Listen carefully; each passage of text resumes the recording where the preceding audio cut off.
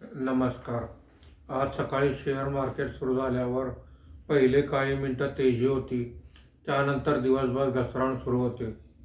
शेवटच्या अर्ध्या तासात थोडी रिकव्हरी झालेली आहे. तरीसुद्धा मार्केट बंद होताना सेन्सेक्स हा 31 पॉईंटने घसरून 85,107 वर बंद झालेला आहे. निफ्टी हा 46 पॉईंटने घसरून 25,986 वर बंद झालेला आहे. आजच्या कामकाजामध्ये BSE IT इंडेक्स 0.78% वर आहे. BSE बँक इंडेक्स 0.19% वर आहे. BSE कॅपिटल गुड्स इंडेक्स 1.28% खाली आहे.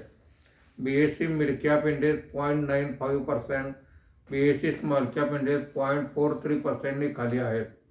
आजच्या कामकाजामध्ये निफ्टीमध्ये वाढलेले मुख्य शेअर्स पुढील प्रमाणे: Wipro 1.81%, TCS 1.41%, ICICI bank 1.35%, Hindalco 1.17% अशी वाढ आहे.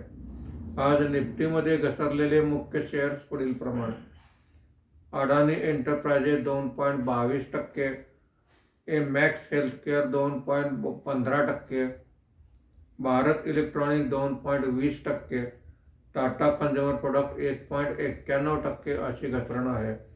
आजच्या कामकाजामध्ये रुपयाच्या दरामध्ये प्रति डॉलर वाढ झालेली आहे.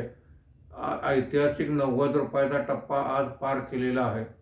एकंदरीत आज हा व्हॉलाटाईल मार्केट सेशन राहिलेला आहे. धन्यवाद.